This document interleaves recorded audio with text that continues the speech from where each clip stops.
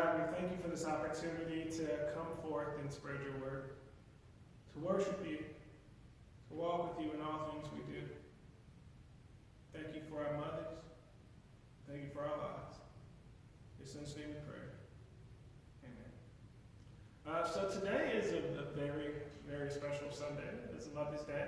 So I want to say happy Mother's Day to all the mothers out there, all of those, all the women who have meant so much to us in our lives, and all the women who may not be biological mothers, but maybe mothers in different ways, maybe aunts, or just played a role in anyone's life. We'd like to say happy Mother's Day, happy Women's Day, and we love you all. So today we will be speaking on John 14, verses 1 through 14. The Gospel of John, chapter 14, verses 1 through 14. And it reads, "Do not let your hearts be troubled. Believe in God, believe also in me. In my Father's house there are many dwelling places. If it were not so, would I have told you that I am going to prepare a place for you? And if I go and prepare a place for you, I will come again and will take you to myself, so that where I am, there you may be also. And you know the way to the place where I'm going." Thomas said to him, "Lord, we do not know where you're going. How can we know the way?" Jesus said to him, "I am the way, the truth, and the life. No one comes to the Father except through me. If you know me, you will also know my Father. You will know my Father also. From now on, you do know him and have seen him." Philip said to him, "Lord, show us the Father, and we will be satisfied." Jesus said to him, "Have I been with you all this time, Philip, and you still do not know me? Whoever has seen me has seen the Father.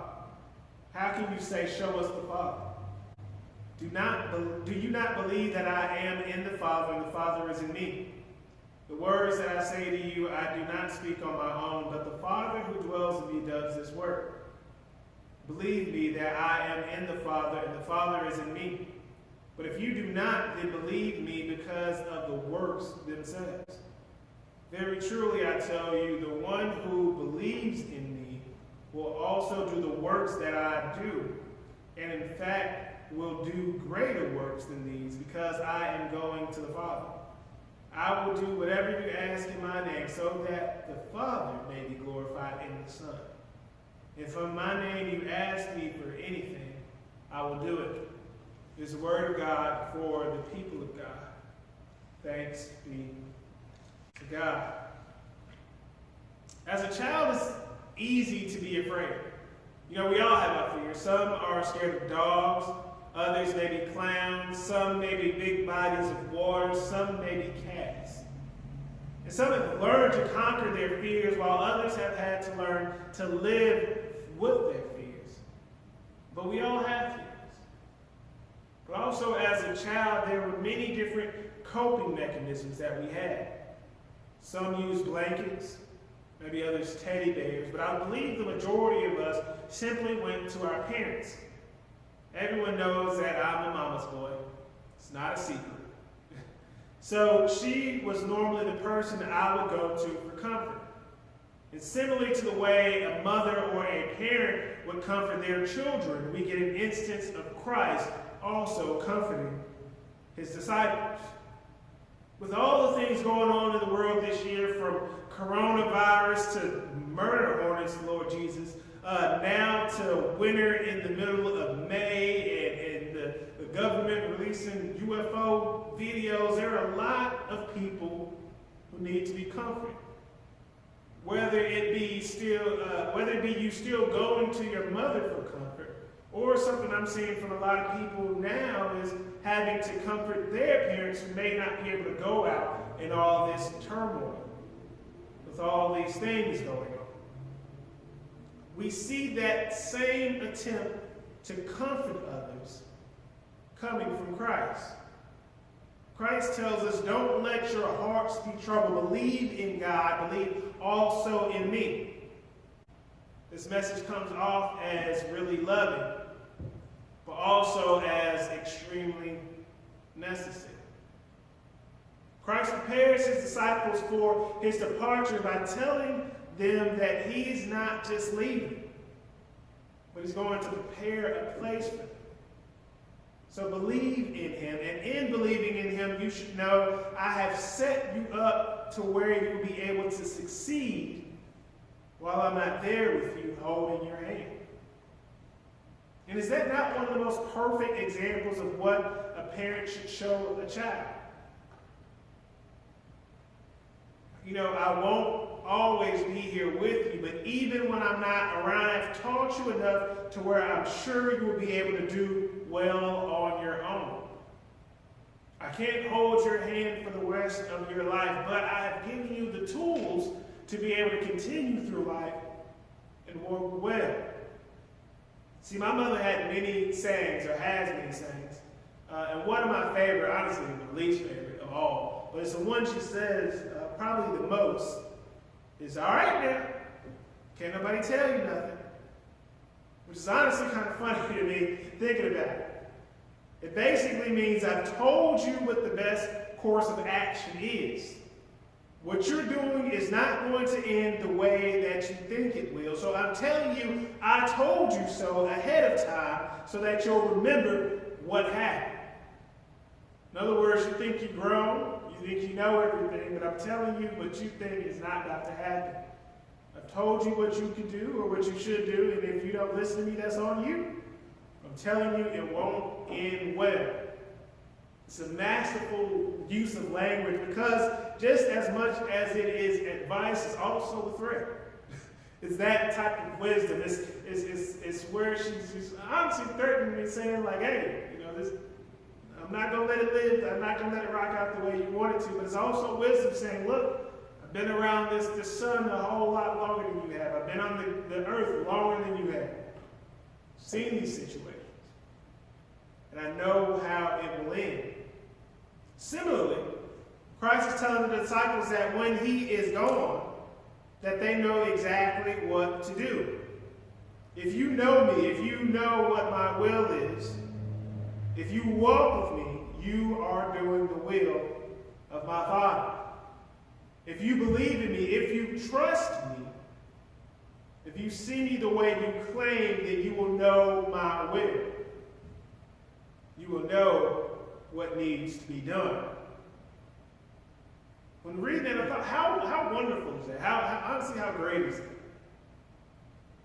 That is why we must spend much of our time in prayer and study to truly understand the will of Christ and the will of the Father. To be able to have such a great relationship with Christ that we know the answer to these questions before they're even asked. If you know me, if you know what my will is, if you walk with me, all of those things are things you only get by walking with Christ, by truly desiring to have that relationship.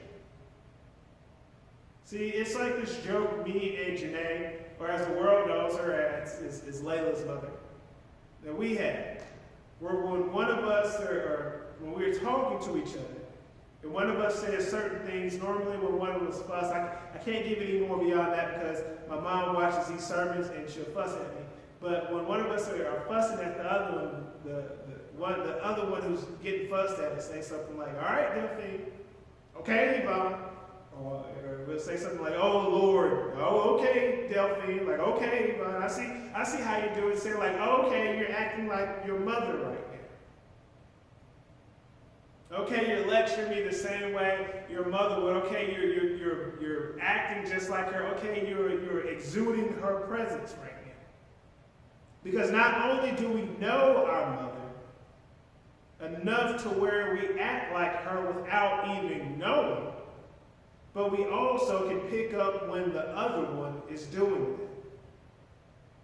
And I thought, what amazingness would that be if we had a relationship with God that way?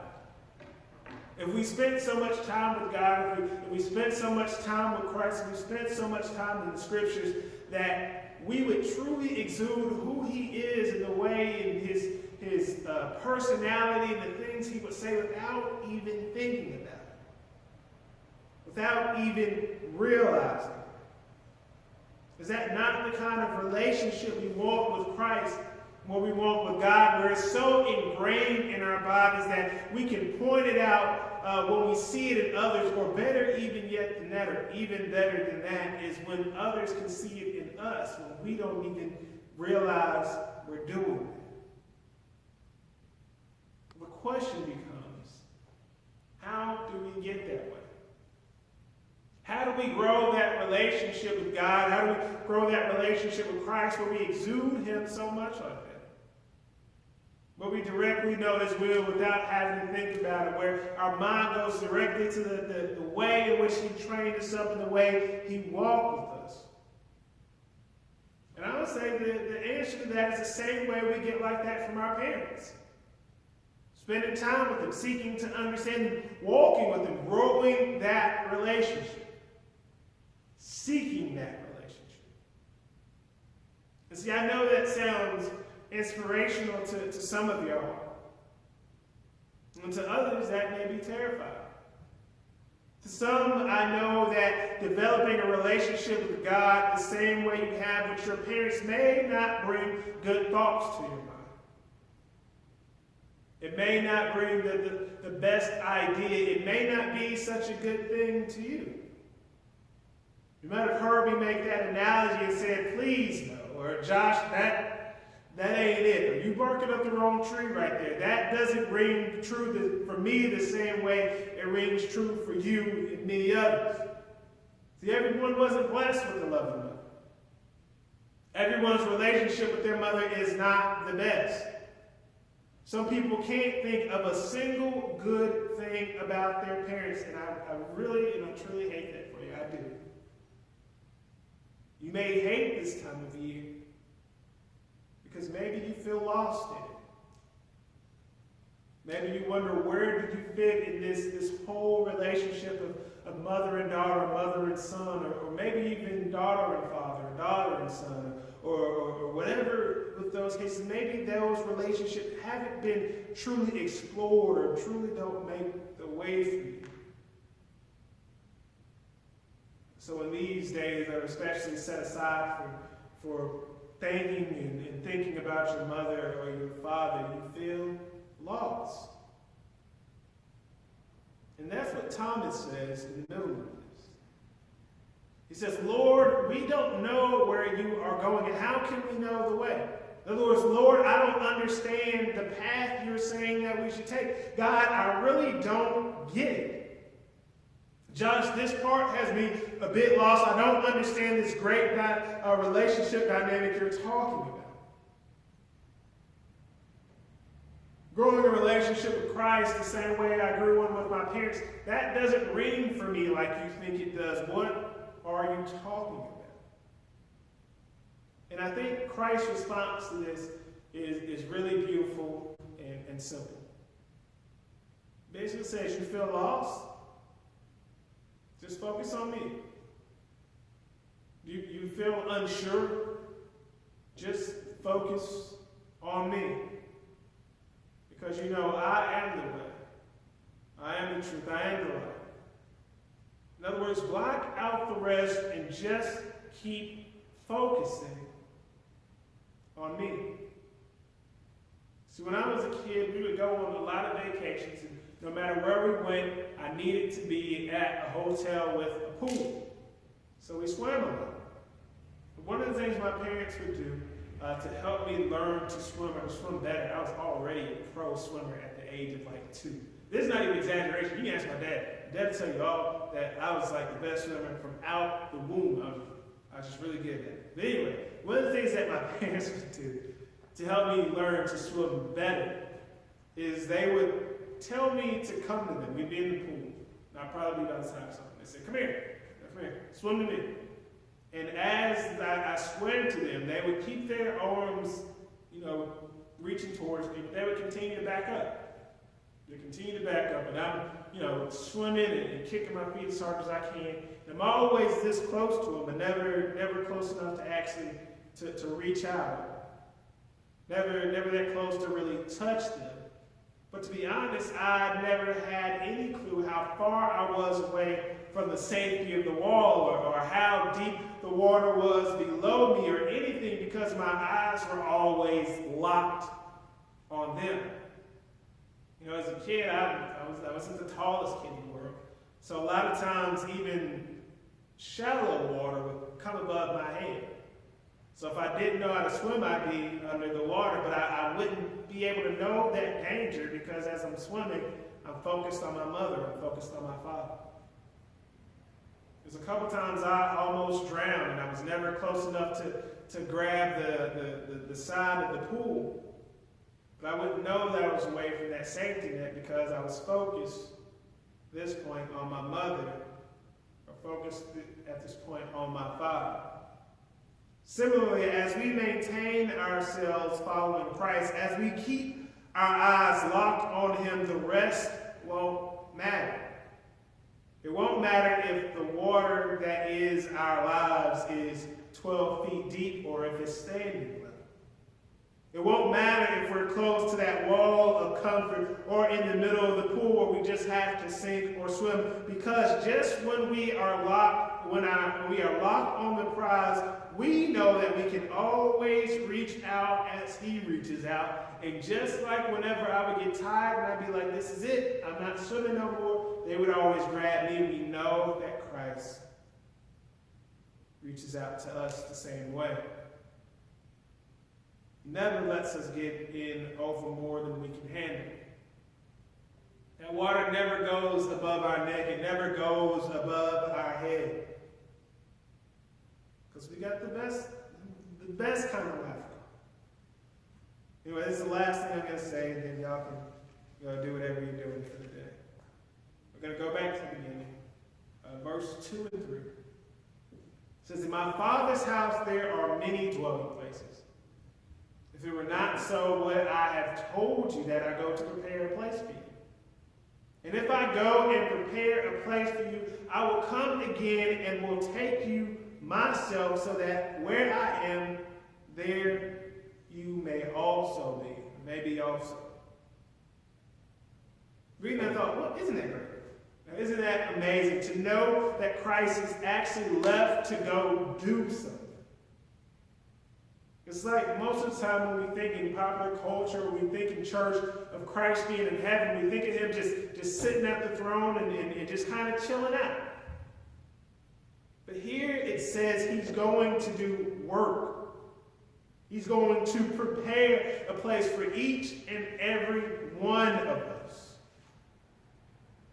That lets us know that this is not the end. See, some of us are not privileged enough to have our mothers here in the flesh with us. But the beauty of this is He's showing us that this will continue. And see, I love the house with many rooms model, the mansions with many rooms. That's not said in this version.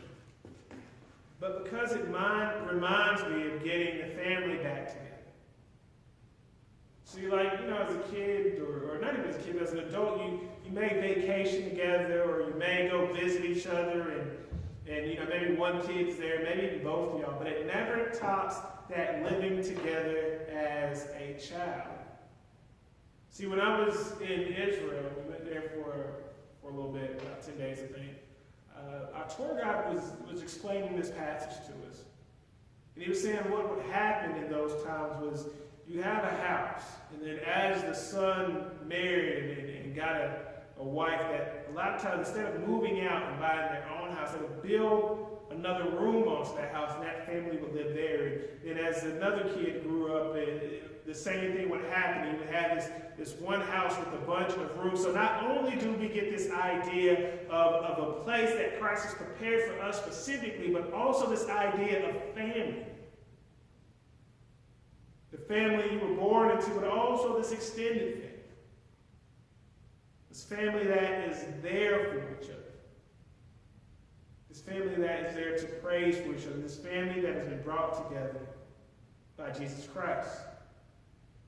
See, my dad often tells stories about people on their deathbed. I know you're thinking like, whoa, that was a transition. I couldn't figure out how to transition, so we're just jumping right into it. But he says he's been there a lot of times when you have someone who's really, really stubborn, who refuses to leave. And that if they hold on long enough, that they normally see a parent or a loved one who is asking them to come on. It's time to go. And the thought on that he always tells me is that he believes God sends those people back for us. Some of us are stubborn. Some of us are real stubborn. But if our parents say it's time to go, then I'm sure we get up and we go.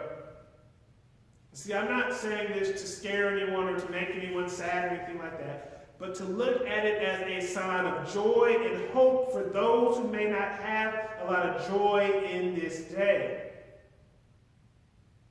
I want people to understand that we will see them again. Hopefully a long time from now. But if they're telling us to come to them, then you know they're telling us to come to something amazing.